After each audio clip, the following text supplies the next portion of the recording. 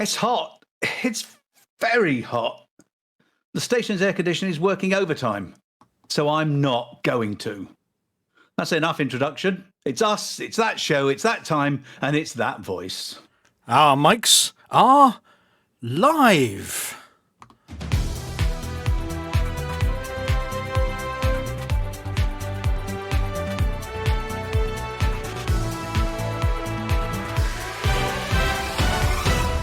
Good evening, everyone. It is indeed very hot. Very, very hot. Very, very, very hot here in the southern part of the studio. So we've left all of the windows open. If you hear the sound of rushing air and gasping presenters, you'll know that we died at least trying to stay cool. I'm Rudolph Hucker, and sticking to the seats next to me, we have the inimitable Harry Balsack. Good evening, Rudolph. Sorry about the sucking sound as I stand up. Still, at least I've got an excuse this week, eh? I do prefer my choice of attire to that of Wilma Fingerdew, though. Hey, not my fault I didn't check the forecast. The man in the shop said that this type of PVC would breathe with my skin. But now I feel like I'm slowly drowning from the ankles up. Mia Harkness looks much more comfortable. That's because I'm up the north end of the studio, and for once, the climate is a positive thing. Mind you, Juan cares looking a bit red in the face. Oh, sorry. Nothing to do with the weather. It's just that I've been in the bar with Cecil drinking so many G&Ts that I've made very, very, very sure that I can't catch malaria. From a space mosquito, obviously. Norma Knockers is looking cool. I'm always looking cool. Oh, sorry. I'm always cool. I have two big lads from the Pilots Federation waft me with their big fans, and all they ask in return is that I oil their chests on the hour. Look, the sooner we get on with the show, the sooner we can open the door to the studio and go somewhere cooler. Bung away, tech button-pushing person. Do they miss their wife, as it's lonely out in space? We accede to helping you succeed in successfully seceding. Trying Helix? Are you out of your mind? Time after time after time. All 25 seconds of it. It's Deja Vu, War Number 2.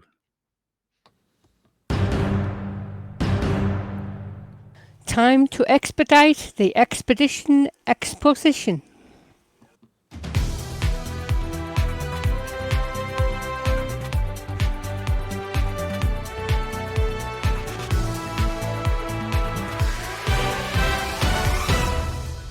Canon Research, those recyclers of tinfoil with a fetish for white coats and an unhealthy tendency to delve, have announced that Commander Sovereign Winter has discovered, as we understand it, something about neutron stars and the angle of the dangle.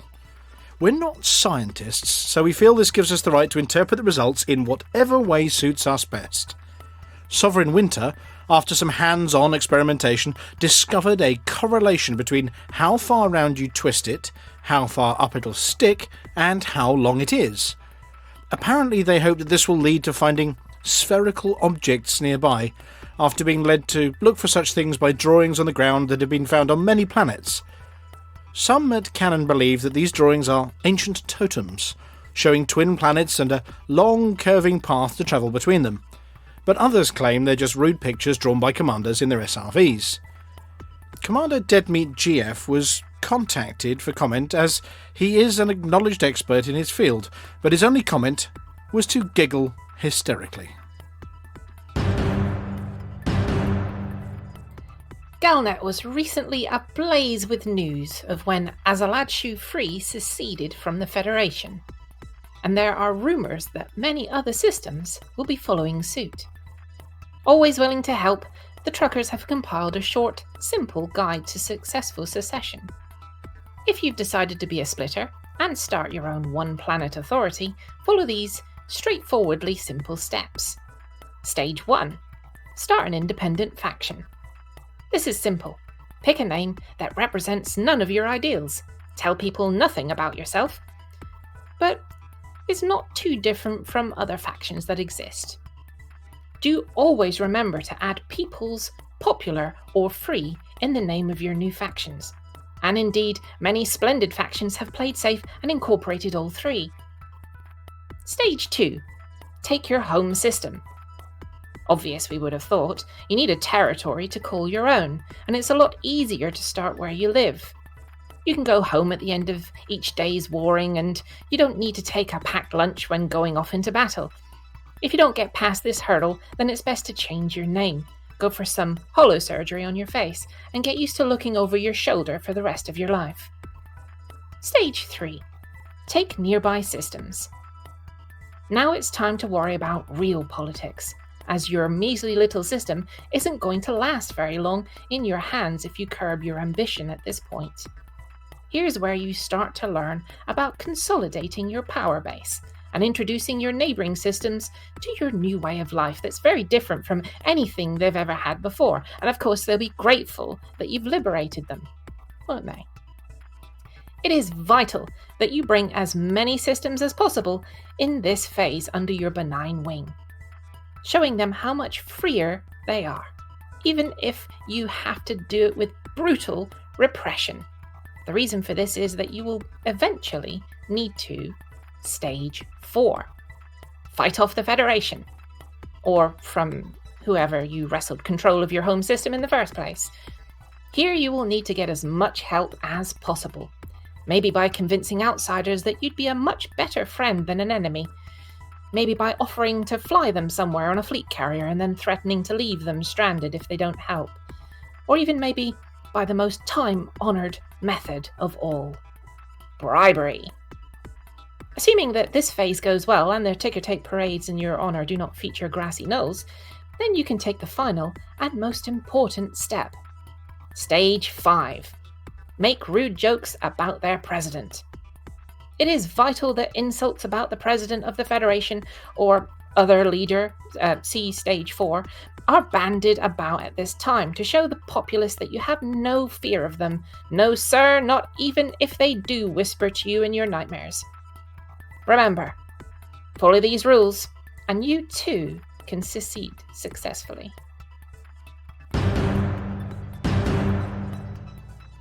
Somewhere in the galaxy, in fact, many somewheres, it's midsummer, or midwinter, or the start of spring, or there's a music festival, or maybe just a gathering of students after their last exam with nothing to do for 3 months. There will be a religious cult trying to be transcendent, or a former chemistry teacher in a clapped-out trailer trying to make his fortune. Whatever the case, someone is out to make a quick few credits out of them. Push and Hush and Lazarus, legal in some places, but in others prohibited on pain of death, stroke being fined for loitering in the snack aisle with the munchies, stroke having various body bits chopped off. As with beer, wine, spirits, and of course the Kamitra cigars, oh so loved by engineers, wherever there are humans, there are likely to be people who enjoy licking that particular colour of toad or drinking that herbal tea with some of Grandma's special cakes. Cue the latest arrival on the grey market. Helix, or to be more precise, Onion Head Gamma Strain. Rumoured to be back on sale across the galaxy? No, all right, only from industrial anarchies. Onion Head Gamma Strain is purported to be made from special secret ingredients and a weaker strain of the widely outlawed Squidgy Beetle or Alpha Red varieties. Now, we're suspicious, of course, of putting anything in our bodies that hasn't gone through the stills at the orbital first, having been recycled and filtered through at least 1,000 other bodies first. And, of course, checking that those other bodies haven't grown an extra limb or gone for a permanent nap.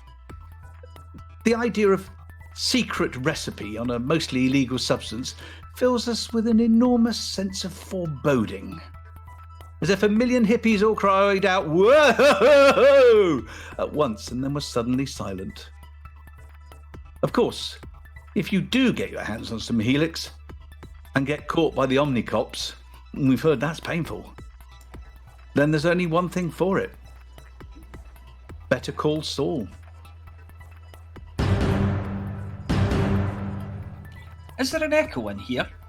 No, but there is one in the Hutton Games Room as your latest release of the Pilots Federation Entertainment Division has been dropped off, then picked up, then dropped off, then picked up in a slightly different way, then dropped off again. Yes, it's the time loop-tastic first-person turn-based team shoot-em-up Lennis Gate, and people are going loopy over the pre-release version delivered to every starport in the galaxy. If bashing scavengers with the butt of your rifle, helping them tidy up all the things that they've left lying around like some king of craze klepto-wumble, and engaging in Dominator-on-Dominator action in a war zone isn't enough excitement for you, then you can kick back in the Games Room Simulator with your very own copy of Lennis Gate. 25 seconds to seconds, and what a serving you can dish up for your opponents. Time-bending antics worthy of a blue police box occupant who has had too much sugar. Cecil's gone loopy over Lennis Gate. Join him for a round or two in the games room, then the round or two in the bar after. Is there an echo in here? Incoming encrypted transmission. Decrypting. Decryption complete. Stand by for a message from Haxcom Actual. Okay, Haxwing. Tharg hit 2 systems in the Pleiades today. Both are Operation Ida systems, and one is a key industrial hub for the Pleiades sector. We're coming to their defense and kicking Tharg back out of those systems. We'll start with Pleiades sector HR-W D1-41, and when that system is cleared, move on to Pleiades sector KC-V C2-11. You can hunt down Thargoids and non-human signal sources. You'll find scouts only in signal source threats 3 and 4.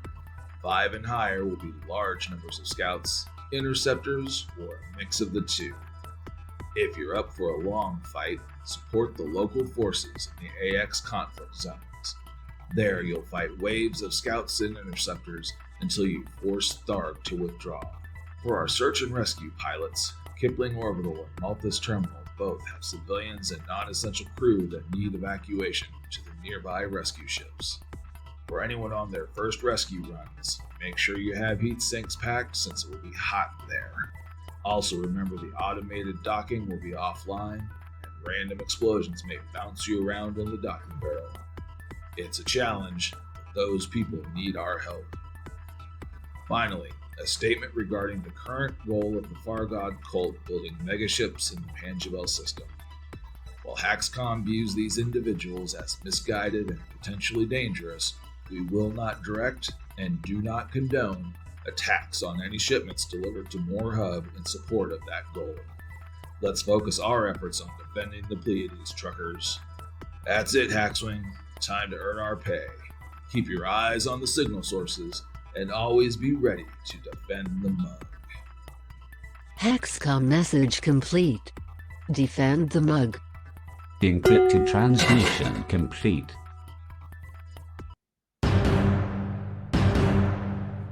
With one exception, to which I shall come in a moment, it is a pretty quiet, if sweaty time in Hutton space. Almost all blue across the threat board. So, to the exception. Despite winning last week's war, it's déjà vu in Van Maanen's star, as frustratingly, we're at war again with the pirates. Hutton found itself snookered into second place by the dreaded double tick despite winning the first war, so within a day we are back at it again with the pirates, and O'Connor's city is on the line for a second time. However, well versed and practised in the art of losing, the pirates are now successfully doing it for a second time in quick succession, as Hutton are currently pummeling them into the void.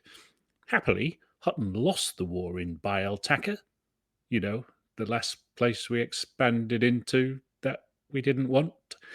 The extended infrastructure failure in Avik was eventually fettled, probably by fitting some cut-price water-damaged water filters and cheap Altarian power generators.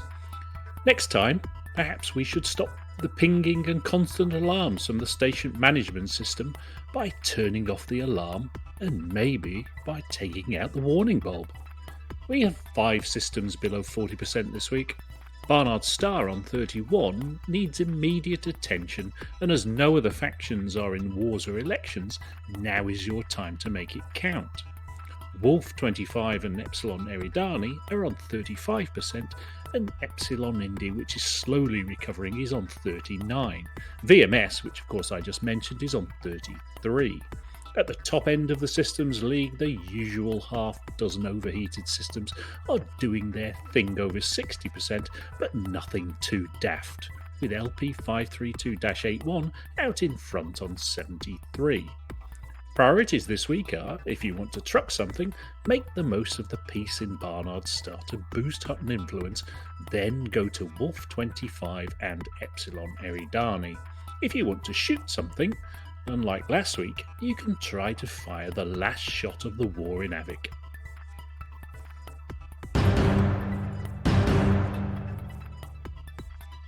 I've got a nice crop of news from community-led events around the galaxy this week, and as usual, links will be posted in chat and in the YouTube description. Firstly, Commander Mephisto has news from the Captain's Chair on the Fleet Carrier Consul, which is visiting all the 124 waypoints of the Cannon Challenge, allowing even novice explorers to go far afield. The next waypoints on the Comfy Cannon cruise, number 56 through 58, showed the first kind of sinuous tubers and kind of K, P and T-type anomaly each. Commander Belliger was promoted to Scout in honour of his service providing points of interest along the route. Khonsu is now stationed at a tritium hotspot to refuel just outside the nebula around the black hole of waypoint 58, as she will make her long way to the east end of the Milky Way soon. Commander Yannick has an update from the Apollo 15 anniversary expedition, which is heading for the lovely worlds of David and Goliath. The expedition has moved through the early waypoints in a variety of different nebulae, with each nebula making an interstellar marker along our route. We have a real coup for the expedition with none other than Commander Satsuma of Distant Worlds Science Corps fame. He has brought a similar DW-style dedicated science department to the expedition. Presently, he's leading a survey to measure the galaxy in greater detail than before, including measures of stellar density in and around our route. Also of note, we recently had a neutron-boosted mass jump across the neutron star. The spectacle was both beautiful and haunting at the same time. As explorers, we live for such moments. The Rook Platoon explores the Land Down Under expedition is underway, and Commander Nicole Dyson, our mission liaison, has sent us this report of the early days. Successful mass launches. We had our main one for Europe and Pacific, and another one later for North America. Both took around an hour to organise, and we have many videos of them. We are still in the process of reaching our first waypoint. In the meantime, a lot of us got to make our first footfalls on some atmospheric worlds and take our first exobiology samples. An exobiology research initiative was formed within our expedition to try and catalogue all the different plants and specifically where to find them and if sunlight affects that. This is only our second day on the trip. Many more updates will come after the end of stage 1. It seems that King Hankey's rogue clone that took over the fleet carrier Emperor's Fury during his trip to the party at the end of the galaxy and forced pilots to work for hot call if they ever wanted to escape, has decided that a little R&R is warranted if he wants to keep people from tunneling out. So this weekend, he's got 2 events. On Saturday at 2000 BST, there's fun at Ishman's / Salome's Reach. And no expense has been spared on the marketing for this event, as it's described as just a bit of fun pottering about on a planet. If that weren't exciting enough, on Sunday at 2030 BST, there's fun at Beagle Point. And the hyperbolic description for this says, a bit of fun at Beagle Point. Look, they may not sound like the highest entertainment that the galaxy's got to offer, but kidnapped beggars can't be choosers. And A, as always with Elite Dangerous, the fun comes from what you put into it. And B, it's got to be better than staring at a poster of Rita Hayworth all weekend. Lastly this week, it's that time of the month. It's CQC Saturday at 2100 BST, and Commander Venetia invites everyone with, this month many of our commanders are headed to Beagle Point for a little exploration and relaxation. You should come out for our monthly CQC event though. This is great practice for people with no combat experience, as there is no rebuy. For everyone taking part in these events, stay safe, have fun and never fly without rebuy. For everyone else, don't forget that there's nothing stopping you from organising their own event.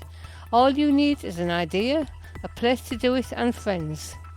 And we're happy to publicise your event so that you'll get some friends. That is.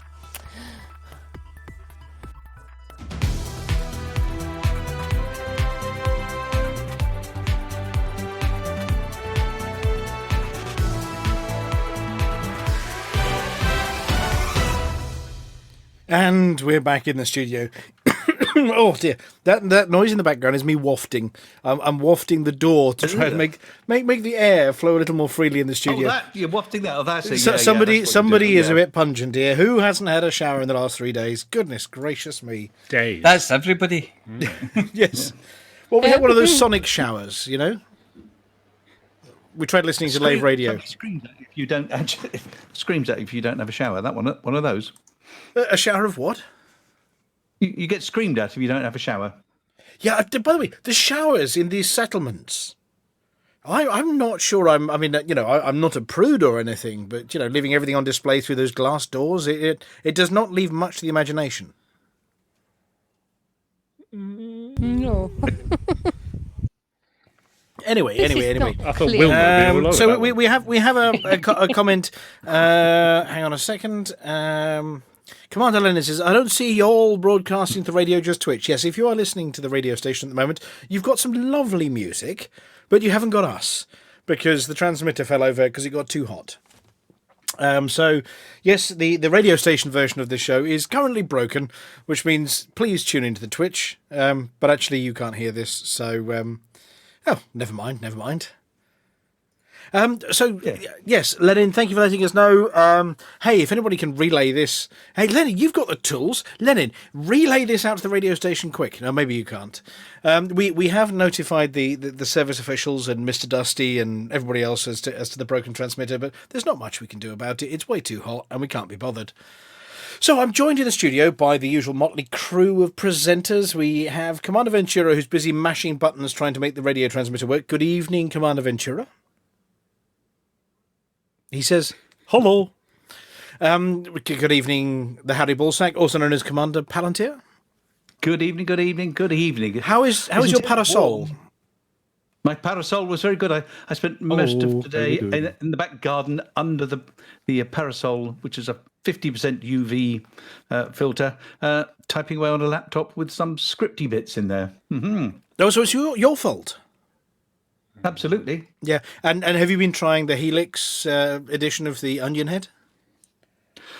Well, that could be why I couldn't get back in earlier. I'm not sure how I'm supposed to walk when you've got 4 legs.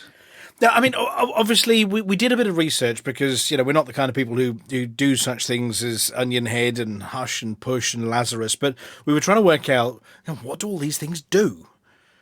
So we started with Hush, And we looked at Hush, and the description says it leaves you in a catatonic state with no auditory input. So that's the stuff that the radio station has taken this evening. We then went to Push. Now, what did you say Push did? That keeps you awake. Just keeps you just concentrating just that little bit. What? Yes. Yes. Right. No. I can hear you, Mother. No. And then there was Lazarus. Yes. Yes. Is that the hangover cure? Well, yes. It's a bit like being knurred, isn't it? In Terry Pratchett parlance. Taking Lazarus, it's a bit like the kind of hyper-reality that you get with Knurd. And then you've got Onion Head Helix strain, which I think is a scam. Because it's incredibly weak, doesn't do anything, and therefore they're trying to make it legal by selling something that looks dodgy but does nothing. Either that, or they're trying to poison all of the hippie students in the galaxy. Entirely possible. It could be. Or the Far God cult, who we do understand, have a lot of this stuff. Talking about Far God cults, Flossy. Yes? You have some CG news. I tell you what, that's 2 Hutton frogs I've had in one evening. You've got some CG news for us later? Yes, I have, yes. Fantastic. And is it just 1 or 2, or we got 5 competing CGs, or what? There's 2 this week. There's a trade one and a supporting bounty hunting. Ah, fantastic. And Commander Chicks. Hutton Space. Yes. Nobody listens, do they? I mean, Lithobreaker listens, but I don't think Lithobreaker does. Well, we've had more than 100 people listen to last week's show on YouTube. Well, we're going to find out how many listen to the podcast. So. Well, that's what happens when you review, Commander Reaney and Commander Burr's latest outing, you see. Their audience figures go through the roof, and therefore so do ours. But triple figures. Triple figures. We haven't hit triple figures in ages, and given that it's midsummer and awfully in the UK, now, we need to explain this thing, Commander Chicks. The numbers that we use for measuring temperature over here are different to the numbers that the night shift used to measure their temperatures. Well, it was very handy today because in where we are, it was 28. So where the night shift are, it's 82. So you just swap the numbers around. Right, okay. It's very easy to understand. I mean, our numbers look a lot smaller than the night shift, particularly the Texan night shift, the fans of the Lakon chips. The numbers look a lot smaller, but they're not really. I mean, there is one major difference between this country when it's hot and hot countries when it's hot. Yes, we all fall over and can't function. Well, yeah, I mean, our houses are built for mizzle and drizzle, and if you're, from North Britain, polar bears and penguins and that kind of thing wandering about. And they're not designed for keeping heat out. They're designed for keeping warmth in the miserable grey days. That's true. Which means our houses are basically giant brick ovens. Yes. In fact, if you stand outside your house this time of the evening and put your hand about 6 inches from the wall, you can feel it radiating out. Yeah, you'd be much further away than that. I did it earlier and was like, bloody hell. Yes. Well, there are all these tips and tricks like that. There was somebody who said the other, you put the fan by your window and this, that, and the other, and it brings a breeze through. Yeah, but when you realise the internal temperature in the house is exactly the same as the outside air at 31 degrees C, which is 80 lots in American money. 86?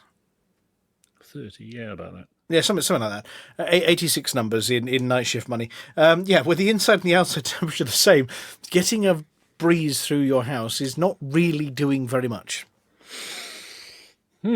Other than... Depends. If you could be at altitude, or you could be on the coast, or you could just have air conditioning in your bedroom. Yeah, or you could be in a 6 foot by 6 foot studio with 5-6 other people. And all sweating into the same puddle. See, that's the bit people don't realise, is this studio is actually only 6 foot by 6 foot. So when we say over on the far side of the room, what we actually mean is perched on my left knee. Talking of perched on my left knee, the apology officer. Good evening. Hello. I do live in North Britain, and I can tell you, we've had 28 degrees as well today. I saw a video of a North Britanite complaining about 14-degree temperatures, and it was 500 yards to his farm, and he didn't know if he was going to make it. Was he a ginger man? He was a ginger man with a big beard. Yes. Yeah. Yeah. This is the temperature at which ginger people will spontaneously combust. Yeah, but I have heard that we know some ginger people that don't combust in hot temperatures. No. Yeah. No, that's former hot bosses. No. Are you calling Eddie Girdler ginger? Sorry, pardon? Are you calling Eddie Girdler ginger? Well, his beard might be. He's not ginger. He might be English ginger, but he's not proper Scottish ginger. Oh, well, with freckles and everything and a kilt. Oh, yeah. I mean, yeah. And if you lift your kilt and there's a big ginger forest, you can see. But anyway, yes, absolutely. That's just the top of your legs, by the way. There's nothing else. Lithobreaker saying in North Britain, when you say the temperature hit 28, is that degrees Kelvin? Yes. Yeah, well, I mean, there's an old comment by Sir Billy of Connolly that states that North Britonites they aren't sort of pasty pale white shape. They're blue, we're like Smurfs. Blue. Yes, it takes us a week in the sun to get white. Well, yeah, exactly. And then your skin falls off. Yeah, you don't go through intervening stages. You just go pale to red. That's it. Yes, I do look like I have been ducking for chips. Yeah, and by the way, for those of you listening from other parts of the world where you're scoffing at the temperatures in the UK, this is interesting for us. We've been stuck in our houses for a year and a half, and we've got nothing better to talk about than attacking the postman with sharp sticks and the weather. I was not responsible for that. Yeah, and talking of attacking the postman with sharp sticks... Number 2 walked into that trap anyway. Yes. Aemilia, good evening. Hello. And are you ready for your Galnet Rares review later? I believe so. It's something very, very dear to my heart, as you well know. I mean, there was definitely a sense of wonder. I mean, your eyes lit up when we told you this is what you were reviewing this week. It was like you'd hit pay dirt. Yes, definitely. Oh my God, it's I'm not going to say anything, obviously, because you have to wait and see. But it's rare to hear you quite that excited and without much trepidation about what we're sending you to review. I mean, you don't actually have to touch, lick, eat, run away from, or anything. The stuff you've chosen this week. Well, you can. I just wouldn't recommend it. Do not lick it. No, seriously. We should just put that on every single Galnet Rares thing. Is at the end of every single one just says, "Don't lick it." Whatever it is, just don't lick it. Especially not the onion head. Right. So what's been going on this week? I mean, there have been live streams aplenty from the Frontier, from the Pilots Federation. We've had a Supercruise news where, apology officer, something was mentioned. Dum, dum, dum. Something was mentioned, that's correct. It was. No. But the most important thing, amongst all the somethings that were mentioned... I've got no idea what you're going on about. It was the Hutton brand coffee.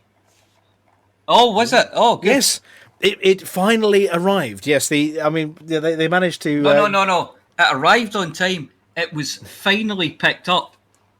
Yeah, it was confiscated by Frontier Towers, Pilots Federation, Shinrat and Desra security forces, who immediately quarantined it in the break room alongside the coffee machine.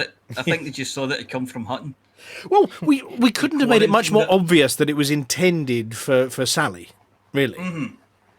Because... What, you mean by putting their name on the front of it? Well, no, just in case somebody had... maybe they spoke in Cyrillic or something. But just in case they did, then there was another really obvious sign on the parcel that it was intended for the PWAF pilot herself. Yes. It wasn't the pink unicorn. It was unicorn tape. Yeah. Pink unicorn gaffer tape. Fluffy unicorns dancing on rainbows.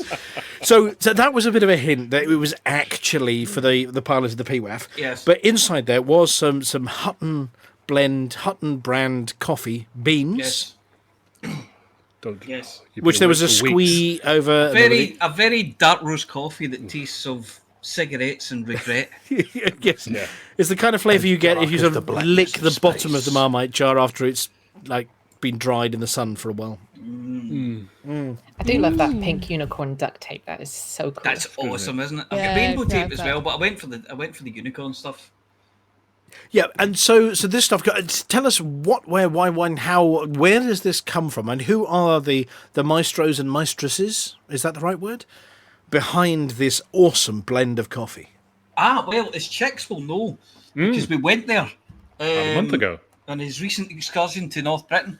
There is a coffee shop in Glasgow Central Station. It's called Gordon Street Coffee, and they make us our own blend of Hutton coffee. And put our label on the front with a wee picture of Hutton Orbital and the wee description underneath and things like that. So, And I had it, and I was awake for 2 days. You didn't even have that stuff. You just had the Glasgow roast. You didn't have the Hutton blend. So I mean, obviously, there was a covering letter, and this was in recognition of the fact that Thursdays, the same day that we have our show, seem to be Sally Day. I didn't read that. I just shoved it in. Yeah, Sally hits the forums running at about 9 a.m. and then keeps running all the way through the forums, right through to the end of the working day, and then sometimes out the far end of the working day into Friday with non-stop enthusiasm. I think it probably is. I think it's probably worth mentioning that the rest of the community manager teams are there as well, and no, they are. But Thursday, the coffee's for sharing, really. Yeah, it is for sharing, absolutely, for the whole team, because Zach's taken a day and Arthur's taken a holiday, and so Sally has a Thursday. Arthur took a holiday. Yeah, no coffee for him then. No. But so yeah, it was in recognition of the whole team, but it was particular recognition on the fact that there was sort of some craziness happens on Thursdays when Sally hits the forums. However, I don't know if anybody's noticed what happened today, in that Sally, in an attempt to prevent outbreak in her sort of near vicinity, decided to go and get stabbed and jabbed by Nurse Wyeth, and took one of these vaccine things, and then promptly felt rough as a badger's behind for the couple of hours after she'd had this thing. So Sally has had a bit of an off day, the perfect day to have some Hutton blend coffee to make you feel that little bit better. Yeah. So there was that. And then has anybody else spotted the other news that we have in the news today, the launch today? The Loopy launch? The Lemniscate Loopy launch? Signify a no. No, right, okay. Yeah. Yep. So the Pilots Federation obviously launched Lemniscate today, and they've gone for. I think it's an open. It's not. I'm not sure it's classed as a beta, but it's open for a while. A beta, yeah. It is a beta. It's open for a while if you want to have a go with it for a couple of weeks. And they've been streaming that this afternoon on their. I think it was their stream this afternoon. There was also some Lemniscate going on, and yeah, you can go loopy. I mean, you just shoot things and go loopy, and then shoot things again, and you're going to shoot where they're going to be, and then they get there, and then they blow up. But then on the next go, they avoid that spot, and it's quite exciting. And you have to think ahead, so 3-4 turns ahead of 25 seconds, which is way too much for any Hutton trucker. But it's quite exciting. It looks cool. It's a Frontier Foundry thing, and we've got it installed in the studio and in the games room, and put it down until we finish the show. So anything else exciting going on? Aemilia, anything exciting with you? No, but I do have something to say. Go on then. Hi, Hober! What up, dude? There's a Hober? Ooh. There's a wild Hober? We have a Hober in the Twitch chat. Is he a Hober or a dirty Hober? Just a Hober today. Oh, if anybody has never tried a dirty Hober cocktail, please do ask Cecil. He mixes a mean dirty Hober cocktail. Anyway, we've got Lenin and Cloud Atlas and all sorts of people lurking in the green room. Wave through the window. We're not letting you in this week. That's next week. Or is it the week after? Next week. Next week. Yes. So, other than sweltering an awful lot, is anybody got anything else? We do have a special something coming up, but does anybody have anything else before we move along? No. Silence speaks volumes. Right.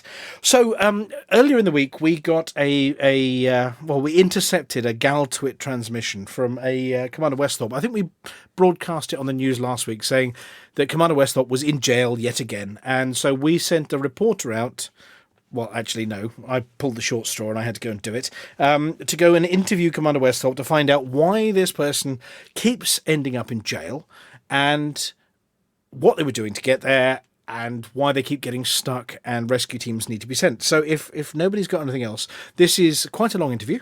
it's all of 10, 15 minutes, but he's a fascinating chap, and there's a war happening as a result. But let me see if I've got the buttons lined up. Here we go. And it's this one. Norman Stanley Westhorpe, you have pleaded guilty to the charges brought by this court, and it is now my duty to pass sentence. You are an habitual criminal who accepts arrest as an occupational hazard and presumably accepts imprisonment in the same casual manner. First things first, we've spotted your plaintive messages coming out on various GalTwit and GalBook and these various outlets. Who are you? Well, I'm Commander Westhorpe. I'm just a jobbing pilot passing through the frontier systems and trying to make my way. But we've read obviously the notes from court every time you're incarcerated, and it does suggest that you are an habitual criminal. Well, I mean, depends on your definition of criminal, doesn't it? I'm trying to stand up for the little guy. You don't realise what's going on out on the frontiers until you're there, and you find that the controlling faction have got their booted heel on the little guys and shunting them off into the corner and leaving them to die, removing their healthcare. It's awful out there. So I'm just trying to even the score a bit and being punished for it. Okay, so in this particular case, I mean, this is what, the fifth time now they've incarcerated you for this particular crime? Who's counting? Yeah. So talk us through what happened on this occasion. What were you doing when you felt the long or very short arm of the law? I was at a settlement, making my way quietly, minding my own business, just trying to gather some items that I needed for a forthcoming job, and the local security personnel decided that I shouldn't be there and opened fire. Were you carrying anything prohibited at the time? Things you found lying around, an e-breach kit, heavy weaponry? Whether I was or wasn't, they didn't stop to ask, did they? They just opened fire. A bit of a "we saw you coming, mate" kind of situation.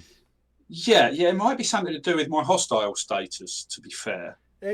Well, they tend to sort of frown upon that one. And so you were just casually walking around the outside of this settlement, looking at the lovely buildings, the stenciling on the word HAB and RES and PWR on the buildings. Yeah, pretty much. I mean, and I was admiring the blast craters from my earlier missile salvos, which I thought looked quite nice. You were trying to redecorate the place percussively? Yes. Okay.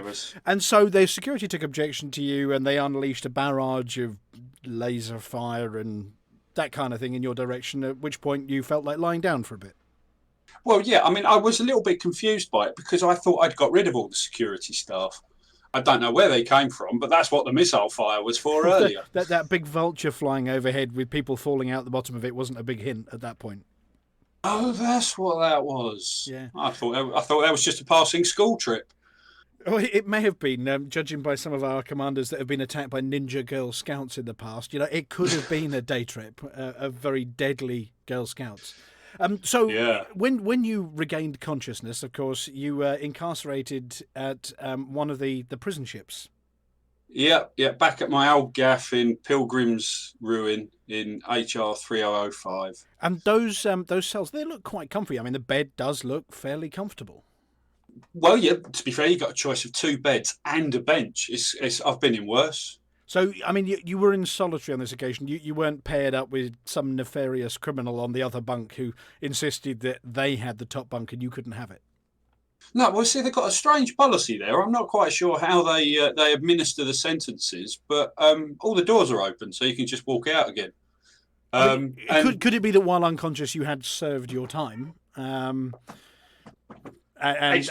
Or is it an open prison? I mean, is it one of these newfangled open prisons whereby you can just come and go as you please and they trust you to behave yourself? It could be that. Yeah, that sounds quite left wing. Yeah, could be. So, I mean, they've got computer terminals lying around the place. So one assumes, being the entrepreneurial sort of individual you are, you sort of logged on to one of the terminals to see quite how much money you owed in fines at that point. Yeah, which has been halved kindly. They clearly are. They've deprived me of some funds, and now the fines are cleared. Oh, there's still a bounty. But so Apparently that you're, doesn't go. I mean, what does it cost these days? I mean, being caught loitering around a settlement, having redecorated it with missiles, what sort of cost are we talking here? Well, I think for just hovering above a landing pad, that's I think a 500 credit, no, a 100 credit fine for missile salvos onto passing staff. That's 1,000 credits per head. Entirely accidental, of course. You could never be accused of deliberately targeting, settlement staff. No, not at all. It's just I was just sort of clearing out the missile tubes, so to speak. And so, I mean, and what's the food like in this place? Food? I'm not sure I've seen any. Well, I mean, there are certainly pizza boxes very lying low around. carb. No, I mean, there are pizza boxes lying around in the docking bay, magnetic ones that are stuck to the floor. Oh, that must be for the staff. Yeah, I thought it was suction. I thought it was that they've got a constant low-level suction thing to stop the gravity from. Well, it's one of three things. It's either Velcro, magnets, or suction. One of the three. Yeah. I like the suction. So they haven't fed you. No. To be fair, I haven't asked. You just want to get out of there, and therein lies the problem. Obviously, you've clearly served your time. You've paid your dues to the various authorities. At that point, most sensible people would then hop in a ship and GTHO.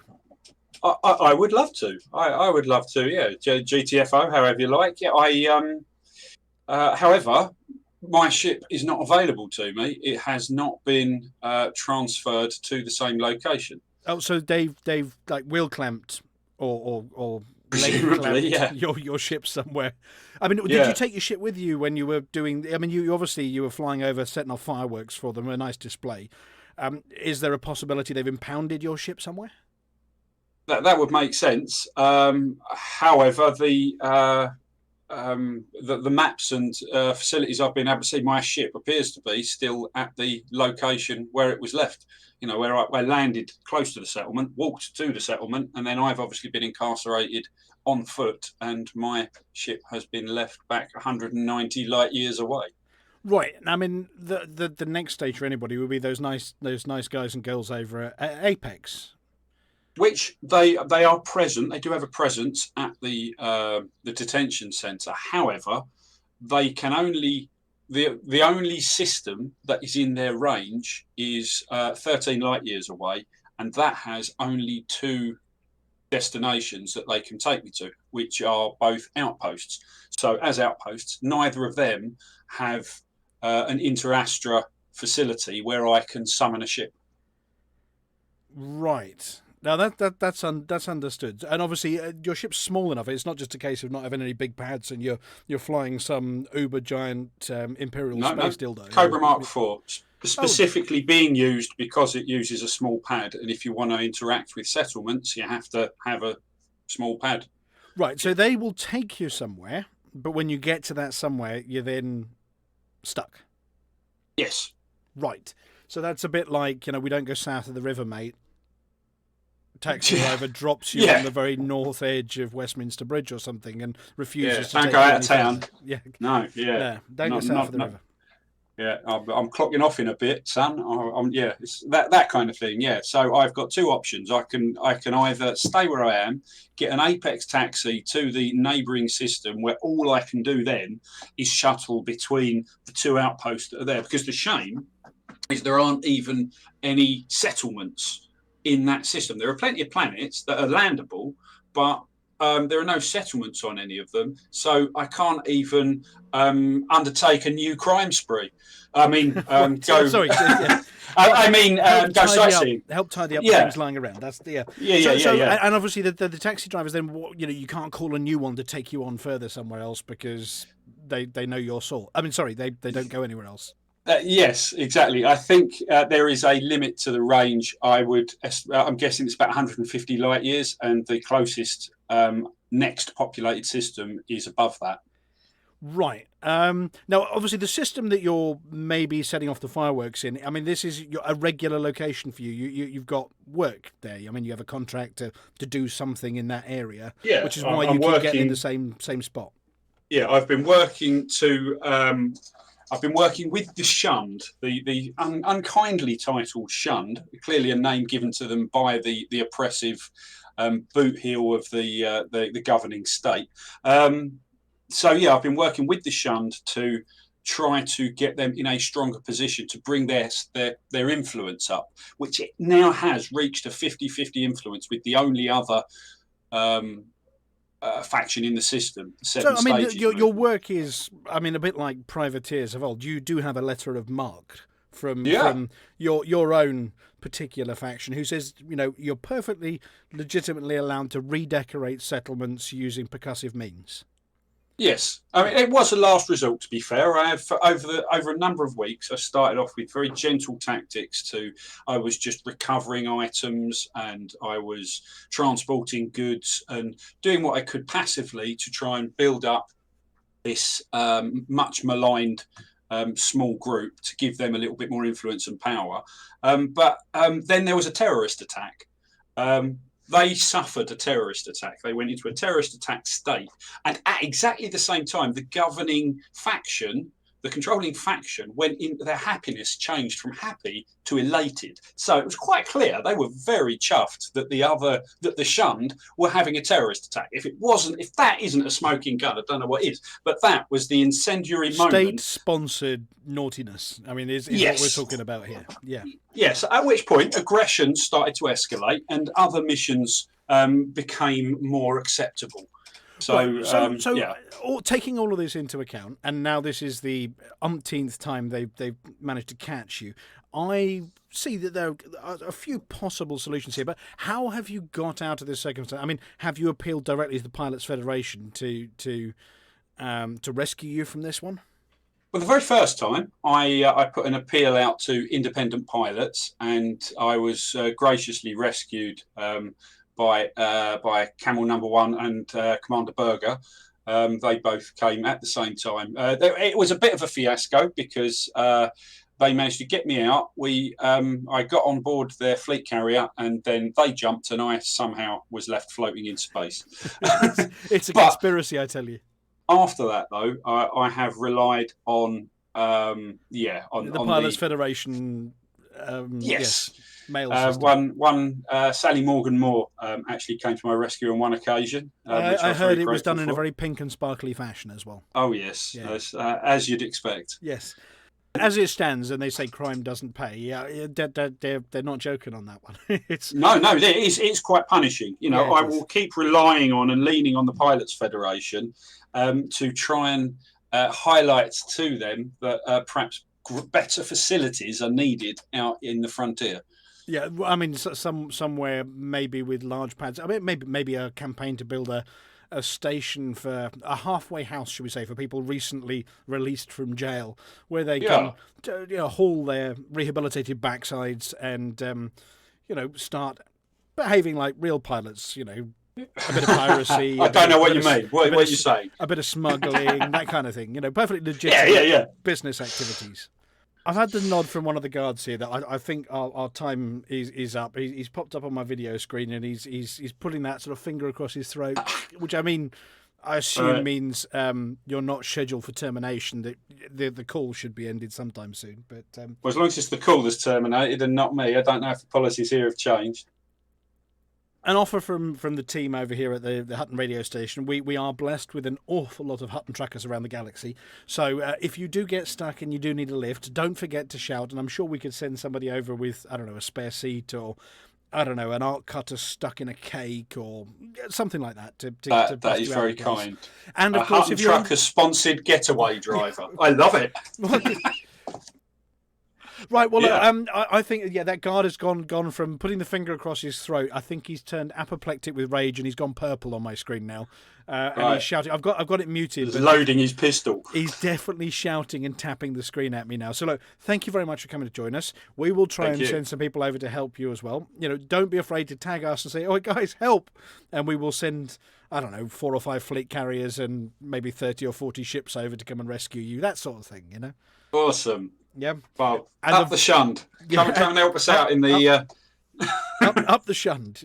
Hutton are used to being shunned, usually for doing silly things like sending Well, there you people go. to the These are orbital. your people. Yeah, absolutely. The underdog Fight is for them. Yeah, the underdog is our friend. Look, thank you very much for coming to join us, and we look forward to hearing how it's gone. Do keep us up to date with how it's going, and we will let everyone know. Awesome. Thank you very much for having me.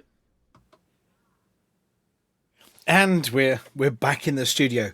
Oh, that's quite the tale. We had to get to the bottom of it. But yeah, how to end up in jail, an awful lot. Find somewhere out of the way where the nearest prison ship is nowhere near anything else.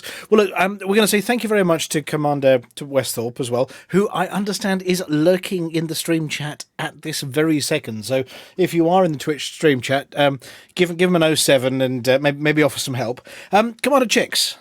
Yes. As our resident BGS expert, I have sent you to the records office to try and find out how are they doing, because that was recorded 2 days ago now, just as the war started. Yes. And so where is it? It's in the pencil. I didn't pay enough attention, but it's in the pencil something sector. Yeah, it's the pencil. Let me see. Echo Lima Yankee Delta 5 system. So as he said, there are two factions there, and that's very rare, isn't it? I mean, yeah, it's normally it can be as many as 8 I've seen, but generally 6 or 7 in the bubble. But out there, yeah, 7 stages movement and the shunned. So obviously, whatever influence one faction has, the other one doesn't. So it always adds up to 100. So currently they're in a civil war, 50-50 split, which is a new one on me. I've never seen that before. Yeah, well, I mean, I can't think of any other systems. 52-48. Yeah, well, we have had a 50-49 in Hutton's favour, with everybody else on sub 1% taking up the remainder. But yeah. So this is if anybody does feel like an excuse to go and do some pew pew, they need to head to the pencil diddly doodah system. Yes. Yeah. They are winning 2-0 at the moment. So we may have sent a bunch of Hutton truckers out there already to lend a hand. The commander name that you're looking for is Commander Westhorpe. That's with one T in the middle, Westhorpe. Yep. And I'm sure Commander Westhorpe is probably looking for a few wingmates, teammates, and everything else. Flossy. Yes. So helping Commander Westhorpe out in a war, is that your kind of thing? No, not. I mean, you can't even go in with a, and then go out with a on the Seventh Day Movementists. I'll help in any other way, but the only way I can't help is by fighting. So if he gets incarcerated again, it might be a Flossy that could come to the rescue. Yeah. Yeah, pick him up in your ship of choice. I've been in a similar position. I managed to get back to where I died and record my ship, and it couldn't land, but it floated above me. So right. Well, you've rescued me on a couple of occasions, usually just after abandoning me on planet's surface. Unfortunately, my only Odyssey characters out on the carrier at the moment was Hanky. So, oh well, if there's any he's kidnapped you off to go and work in Hot Coal.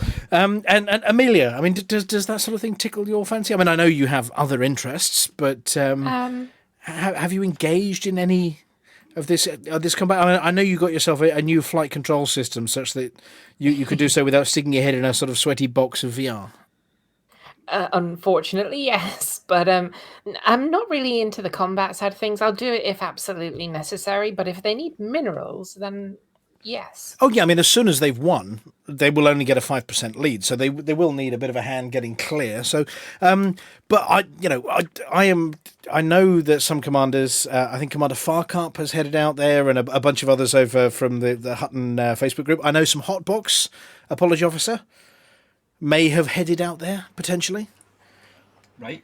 Yep, to go and aid as well. It is quite a way away, but it's a lovely system, and we think the Shunned are the best people to be owning it.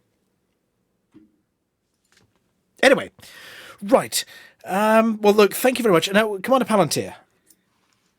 Yes, sir. We have a tradition. We do. Because I know it wasn't live, it was pre-recorded live, but, family matters and engaging in war are a time-consuming kind of activity. Would you like to sort of enlighten the audience as to what the tradition might actually be? When somebody makes their first significant contribution to the radio, we'd like to help them commemorate that by actually letting them have a Hutton Orbital Radio mug of their very own, and thus to defer mods. Yes, I mean it's not quite as good as the the full Hutton mug, but it certainly has some of the essence about it that keeps mods at bay. So yes, Commander Westhorpe, if you want to get in touch with us, or in touch with me again through the same channel as we were last time, do send us some details if you're happy to do so, and we do have a Hutton Orbital Radio mug as a contributor that we will be able to send out to you. You do know that Alvin's sitting on a big box of them, like he's trying to hatch them at the moment. Well, yes, yeah. That's where the mini mugs come from. Anyway, on that note, mini mugs. Just, do you want to just bring us up to date with the mini mugs and the muggies and Mr. Shouty's latest progress? We do know we've seen pictures of Shouty and Nocty. There, people who have actually won a muggy should be getting them any day now, as the Gal Post has actually taken delivery of them and will be bringing them to you, and they're not coming via Yodel, so they should get to you. They're not just going to lob them over your fence at you. No. Yep, so if you did win a muggy and get plaudits for that kind of thing, they should be heading for you relatively soon, and they have said, look, really sorry, what with times being what they are, it's been a pain in the backside getting them all done and polished. There's a lot of polish gone into these things, but they are wending their way very, very soon. Right. Mr. Chicks, would you like to introduce? Is it time now? Aardvark. So it's time now for some serious journalism from the galaxy's favourite old hacks. It's Beetlejude Wotherspoon with the Galnet News Digest.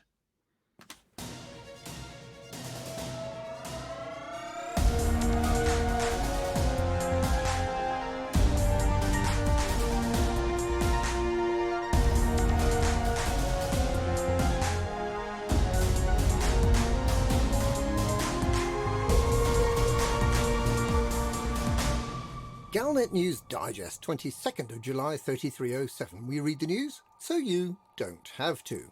In this week's news, Onion Thursdays. Neo-Marlinists spiked. If at first you don't succeed. Reach for the stars.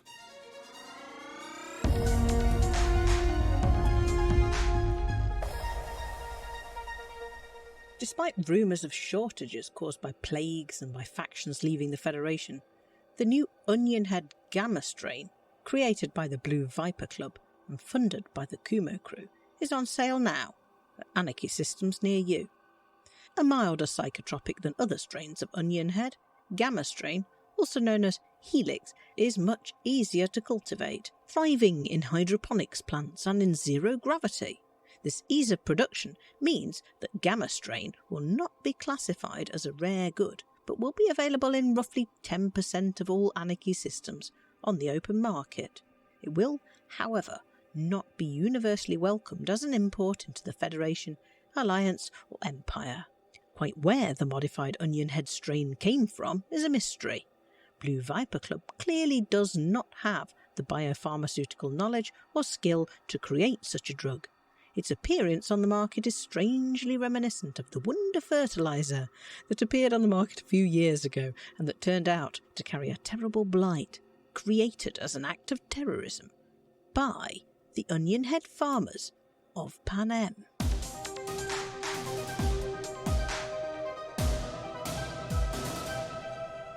The chance for lasting peace between the Marlinist colonies and the Empire may have been dealt a blow by the comprehensive rejection of the political wing of the NMLA in today's election.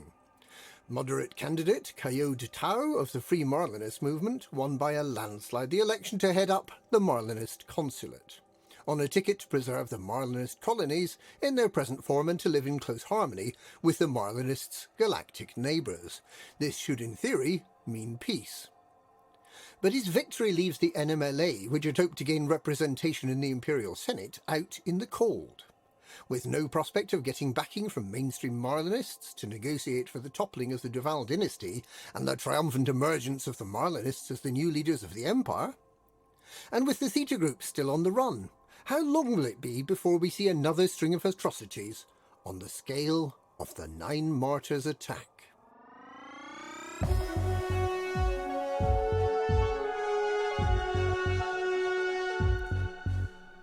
Where next for the Federation?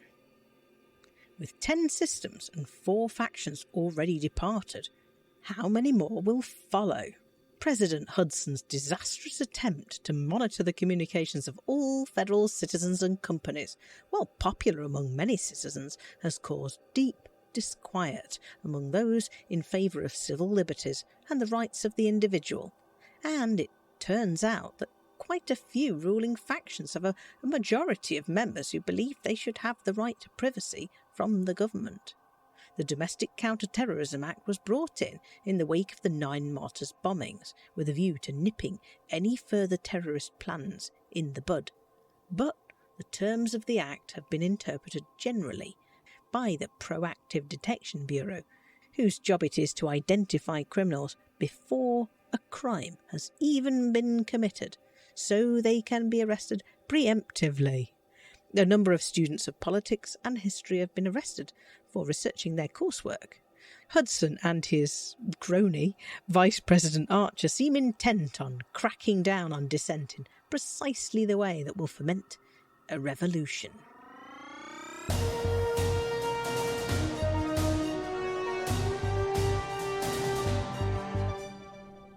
The once persecuted and slightly bizarre cult, the Order of the Far God, which really likes the smell of ammonia, has announced that it wants to build a megaship so that it can spread the word about how hopeless everything is. It also wants to send a fleet of megaships to meet the Far God, its mysterious deity whose sole reason for existing appears to be to destroy everyone and everything, and who uses Thargoids as emissaries. If they get built, it won't be long before we hear of the inevitable destruction of these megaships as they venture into the heart of Thargoid country. But the exciting part about this venture is that the folk that help will be awarded decals, or possibly decals. And not just any old decals. These are pro-Xeno decals, or decals. Participants can earn the Triforce decal, or decal, or they can earn the Handshake decal, or decal. But best of all, 3/4 of the participants will receive the Reach for the Stars decal by Tharg Club 8, which is taking the Far God cult status just a little bit further than it's ever gone before. And that's this week's Galnet News. Galnet News. We read the news, so you don't have to.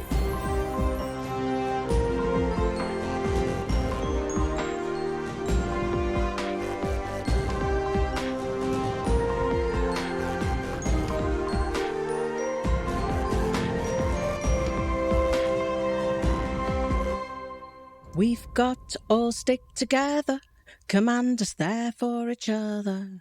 Never ever forget that I've got frags and you've got gals, so reach for the stars.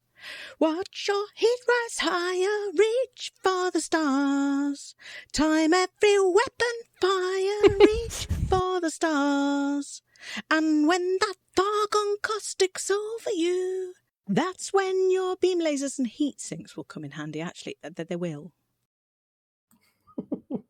Thank you, Commanders Beetlejude and Weatherspoon. Wow, who knew the galaxy had so much in it? Talking of galactic stars, it's Flossy with the CG News.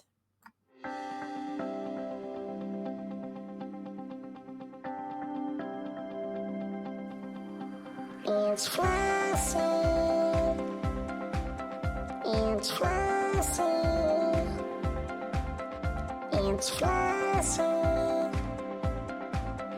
It's Flossy. And the community goes.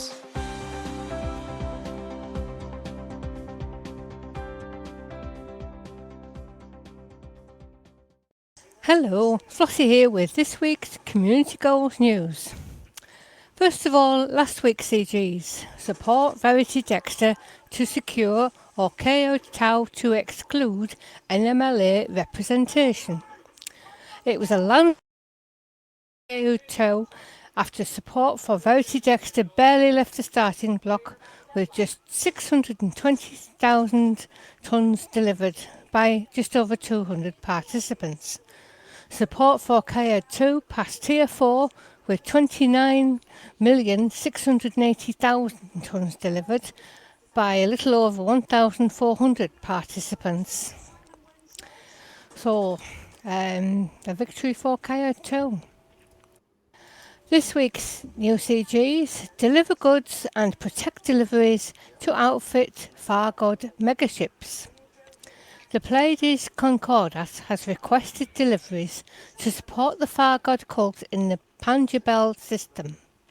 Members of the secretive Thargoid worshipping sect have gathered in large numbers and are preparing to outfit one or more megaships for religious purposes.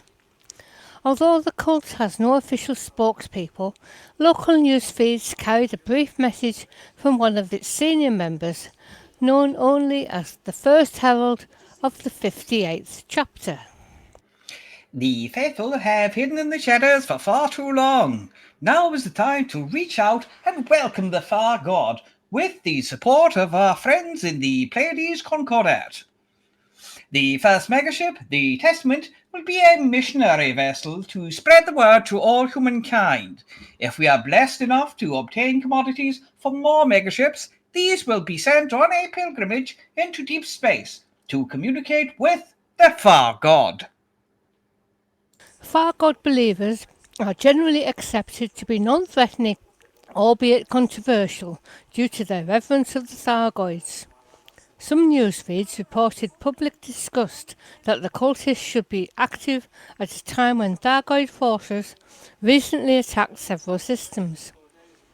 The Pleiades Concordat has requested that pilots deliver auto-fabricators, emergency power cells and insulating membrane to Moor Hub in the Panjabel system.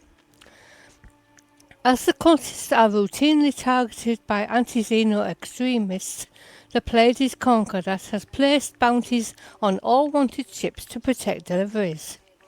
To help protect the Fargod initiative, hand in bounty vouchers at Moor Hub in the Panjabel system. Each completed tier will ensure the outfitting of one megaship that will commence operation on the 5th of August. Should either initiative reach the first tier, the top 75% will receive the Xeno Ally Reach the Stars decal.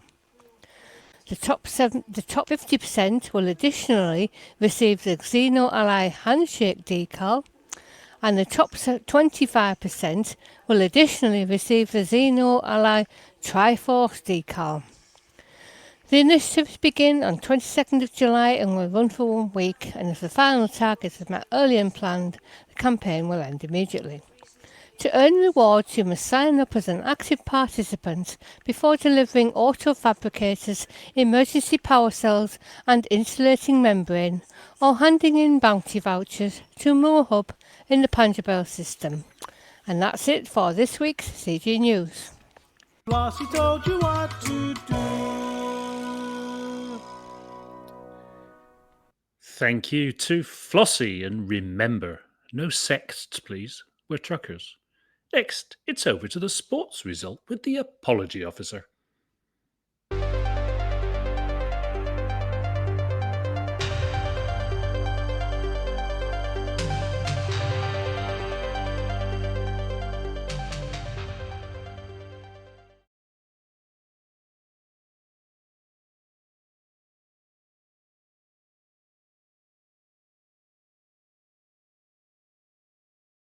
May I?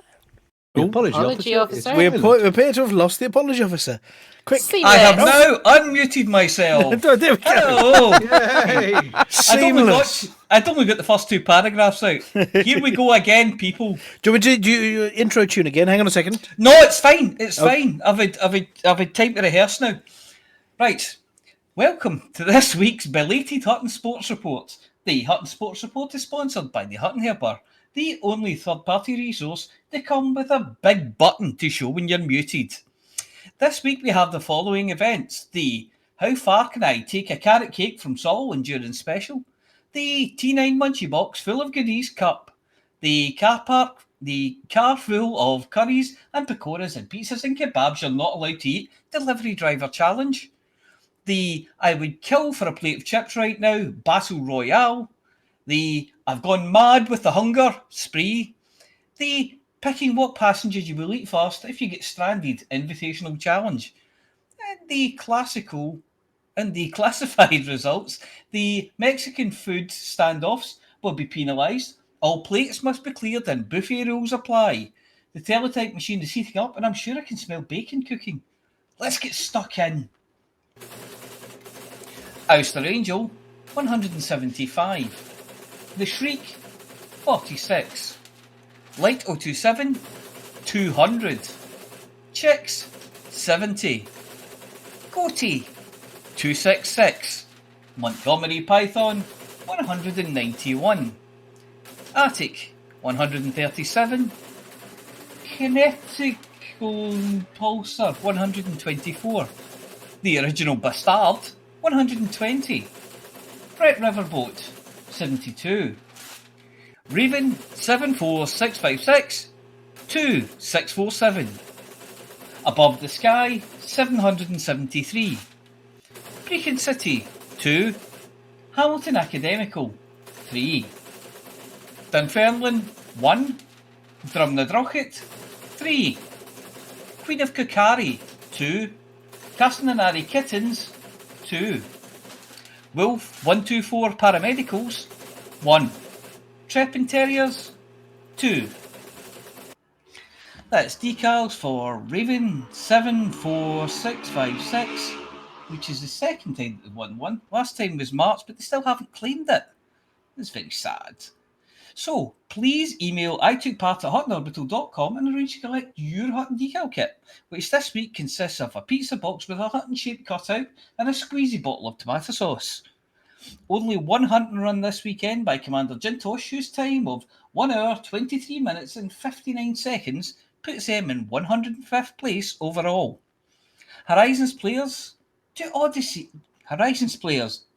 commanders kick sand in your face while laughing maniacally because they have legs to kick with? Do they regale you with tales of what people did in the bar last night and how funny Sleeping Peter's one-liners get knowing you can't go there? Do they get a taxi home while you have to sleep in the station's air vents? Then why not go to the Hutton Orbital? Why not go to Hutton? I'll start that one again. Then why not go to hot.forthemug.com and download or sign up for the Hutton Helper before heading out to terrace your way across the cosmos, doing all of the Horizon things like a pro? Let's face it, anything has to be better than sitting around listening to your belly growling while dinner's is cooking and you can smell it cooking, but you have to finish the sports report. So, I'm going to switch my fan back on and hand you back over to Studio 5.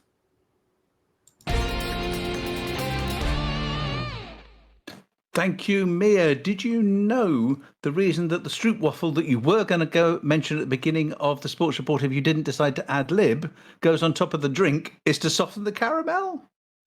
Anyway, talking of things that soften after drink, it's time once again for Aemilia Hawke to open the journal of the Galnet Rares Digest and tell us tales of her latest exploits, adventures, and acts of daring-do. Good evening. This is Aemilia Hawke reporting for the Galnet Rares Digest. We try all the galaxy's rarest and most dangerous commodities, so you don't have to.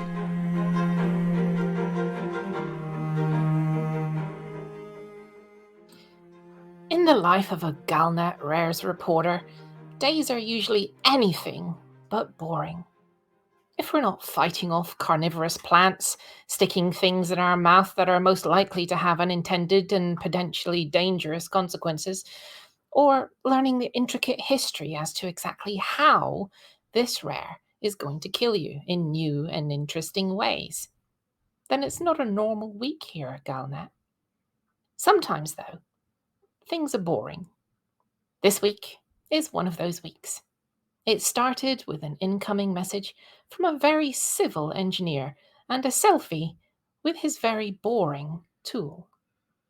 I'll admit, It's a very impressive looking boring tool, but it wasn't until I'd reported him to Omnicop that I took the time to understand exactly what it was that I was looking at.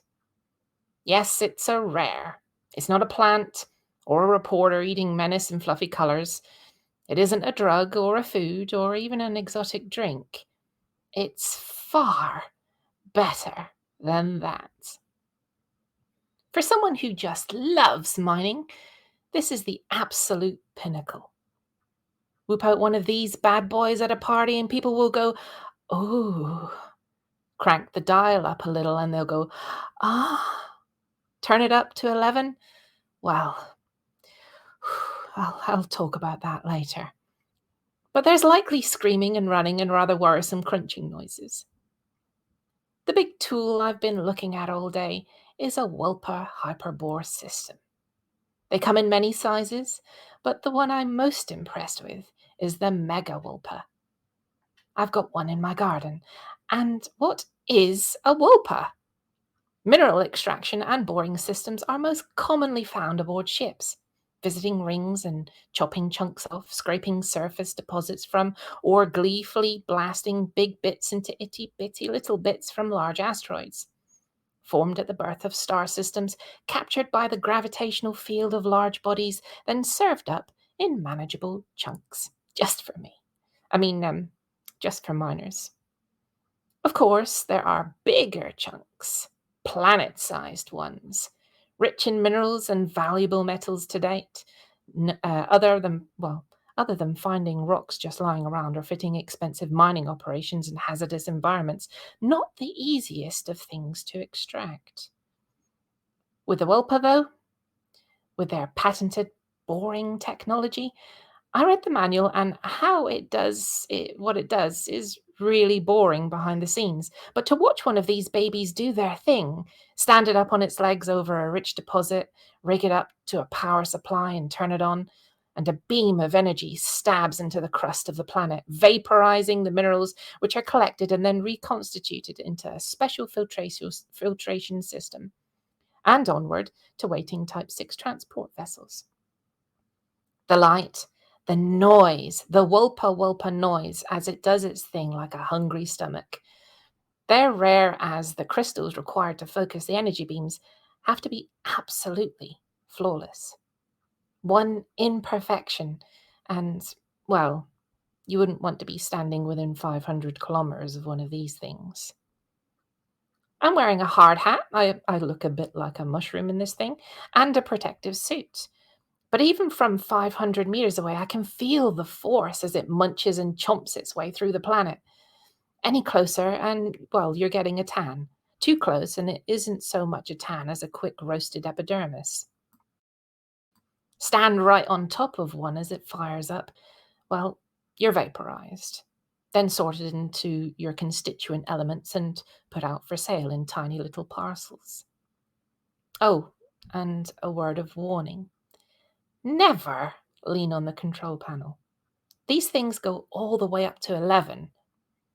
But if you were to test out that setting, then, well, things might go all Death Star on you and you'll end up standing on one rock in an entirely new ring system instead of on the surface of a planet. I'm Aemilia Hawke, reporting for the Galnet News Digest / Galnet Rares Digest. And I've just chomped a 5 meter wide, 1 kilometer deep hole in a planet, so you don't have to.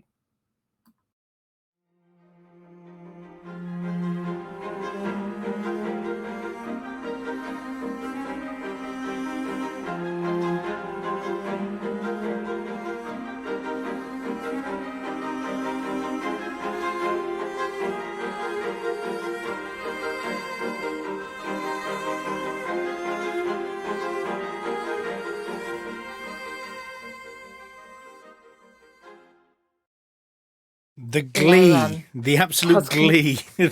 Your eyes lit up.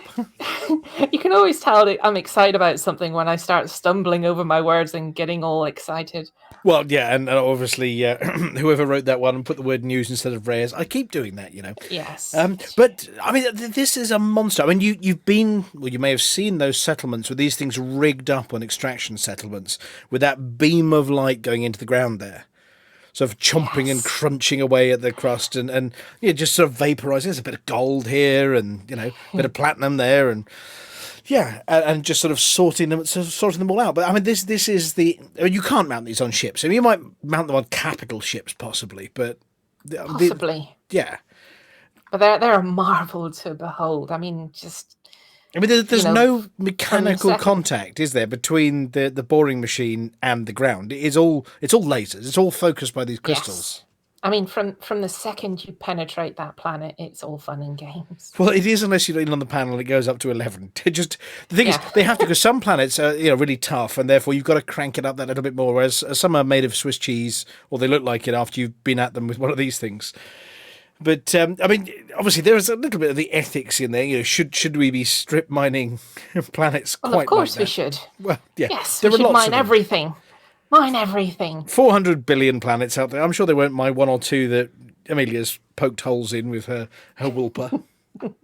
Yes. But I mean, they're fairly expensive. They're not too bad. The problem is they're quite rare. I mean, you can't get many of these things from the supply. Well, it's the crystal in it that's actually the rare thing. The crystal required to focus the energy beam. They have to be absolutely, completely and utterly flawless. Yeah, I mean, you wouldn't want a stray beam coming out sideways and turning all the workers into, exactly, separating top half and bottom half and ending up with bits of worker everywhere. That would be against union rules. Yes, I know, yes, but would those crystals be cheaper? I mean, it's one of these things you have to think about. It's not all one-sided. Well, I mean, judging by... Especially if they get hit by the beam, they wouldn't be just one-sided. Honestly, judging by Commander Westhorpe and his ability to just decimate a settlement as it stands, just with his pocket beam laser, it wouldn't be too different to the average visit by a nefarious do-badder, or do-gooder in his case. But look, thank you very much, Aemilia. I mean, that one was definitely right up your street. We did have a choice of where to send you this week, and there are a couple of really, really good ones we're saving for special occasions. Oh, yes. Oh yes. I look forward to it. Yeah. I wouldn't. Oh, no. I mean, the riggers... I'd go and have a medical checkup. Exactly. You do need to have your inoculations first and some body armour and, And very good insurance. Couple of clones on Well, standby. Galnet has the best insurance when it comes to their reporters. They have to. They have the best policies, but obviously it's never been called upon to pay out up to now, so nobody knows. That's what I'm paid to say anyway. Oh yeah, you get an extra 50p at the end of the day, and yeah. Really, you get 50 pence? Wow, Yeah. that's skimping me up. You get paid. You get paid? We get paid? I thought Alvin just chained us all in here in the heat just to punish us for something we'd done that was terrible. Well, look, thank you very much, Aemilia. Enlightening once again.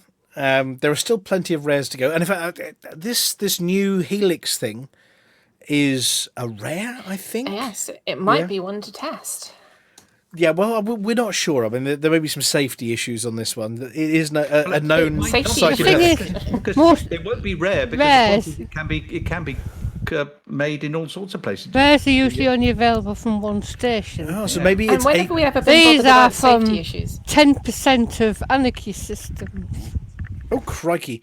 Well, in which case it doesn't qualify. We'll have to give you the alpha strain or the beta strain and then, strap you to something before you go wibble too much. Yeah, but actually sobers up. or you sober up. Yeah. Well, it can't be any worse than trying to read the multicoloured script that we have in front of us this evening. That's fairly psychedelic. Anyway, look, thank you very much. Is that what people told you? Yes, I have been told that it's all in grey this week, just to confuse you. Yes. Well, look, our apologies to the listeners on the radio station who didn't hear any of this, but you might hear it again on the top of the hour, or every couple of hours on the Hutton radio station, on radio.forthemug.com. We will be... we're not going to edit this. We're going to put it out in its full glory up to our YouTube channel afterwards. So if you missed the start, then you can always go back and catch that bit up again. Or if you can't remember if your name was read out by the sports reporter, then yeah, you can always go back. And I don't know why. Yeah, it was probably a summons somewhere. Probably a mistake. Hutton Orbital. No, it's supposed to look like that. Exactly. So thank you very much to Commander Norma, who has been hammering away in the background with a very well padded hammer that we couldn't hear at the radio transmitter.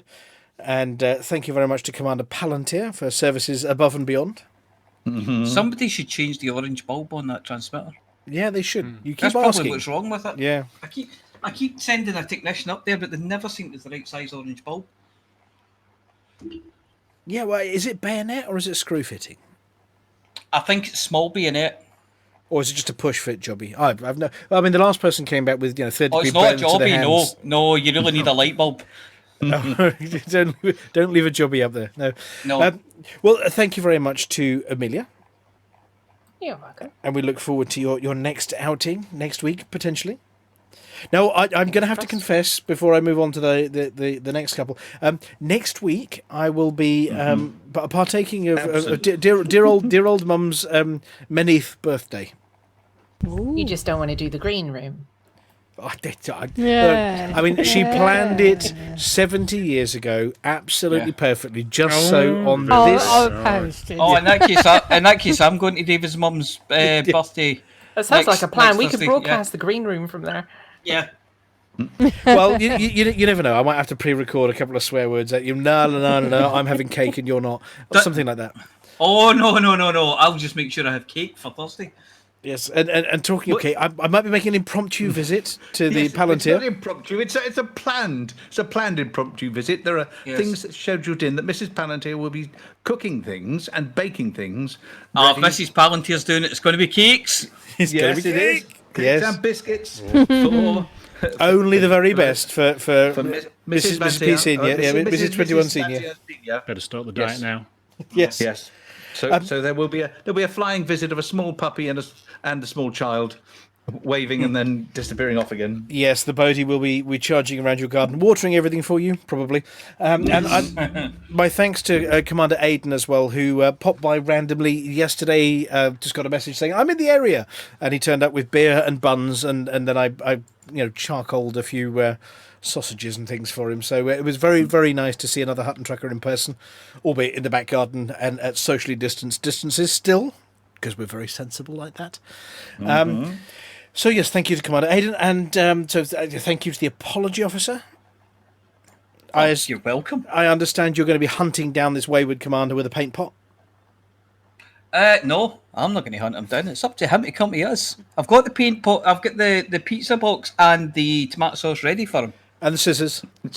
No, we've already done that. I mean, do you think I would give you a pizza box without Hutton Orbital shape cut out of it? It's one of those perforated ones. You just push the orbital out the middle of it. Yeah. It's a template. What you do is you put it against your ship hull, you smear the tomato sauce on, and then the sun bakes it into your ship, and it's there forever. Well, if only the commanders would come forward. I'd spend part of my Fridays waving around desperately saying, "Look, you people, you've got a Hutton. How can you?" That's not the guy come for that it? chases them. That's the guy that chases the commanders. Right. I suspect it may not be a Hutton commander, and that they may not be on the Facebook page, and they may not listen to the show. I've got Facebook, the show, and Discord. That's the only. Yeah. We could actually put a message out on the Hutton Helper itself. In big flashing letters. Yeah. I figured that putting our email address up on the Twitter is not very clever because we get enough spam as it is. Well, I was thinking more on the Hutton Helper itself on the on-screen message. Hutton Helper itself will be yes. I think that would. Somebody just needs to give me the. Oh, I can do that. I can do that. And thank you once again. I have to explain it to you what you're supposed to do, and and spell the name and the number. Is it? I mean, is it got a 2 on the end? Is it like a word then a number then a 2 as well? Yes. Yeah. Yes, it's one of those things. Yeah. Well, maybe we'll have to find clone number 1 and tell them that clone number 2 needs to come in now. Come in, clone number 2. Your time is up.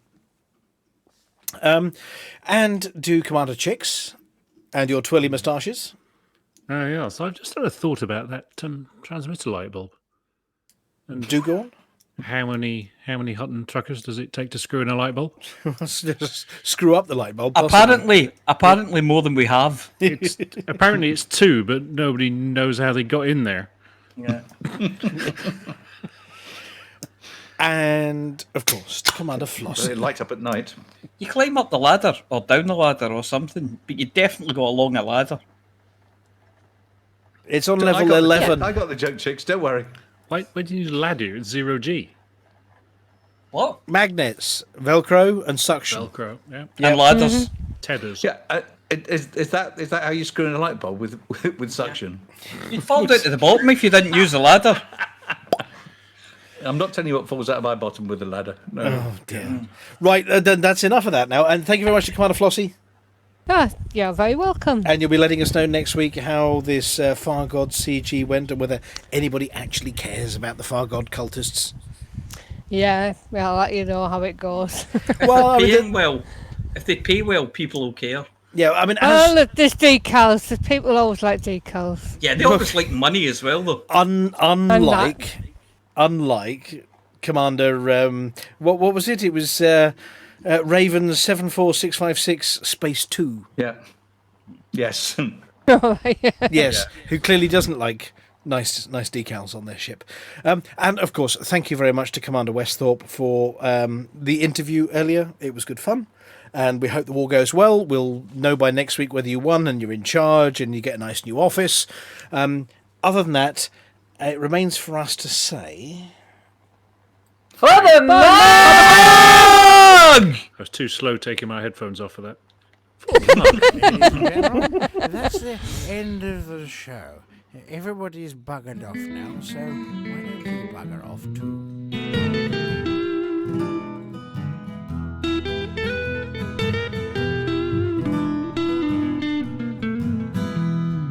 Journey too long, no cargo too small.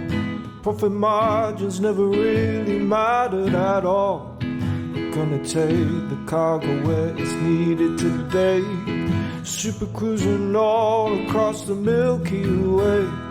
We're taking anything, anytime, anyway.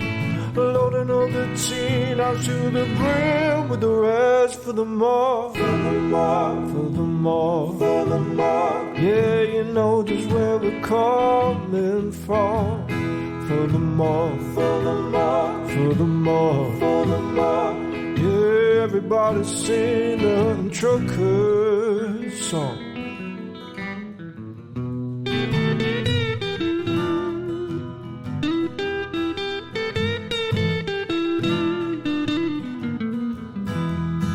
Flossy always seems to crash into the sun. Skibble lights the pilot on the X-Boss one. Helping out the free, you know he leads us well. Trucking across the galaxy, now everybody else. For the more, for the more, for the more, for the more. Yeah, you know just where we're coming from. For the more, for the more, for the more, for the more. Everybody sing the Hutton Trucker song. For the more, for the more, for the more. You know just where we're coming from. For the more, for the more, for the more, for the more. Everybody sing the Hutton Trucker song.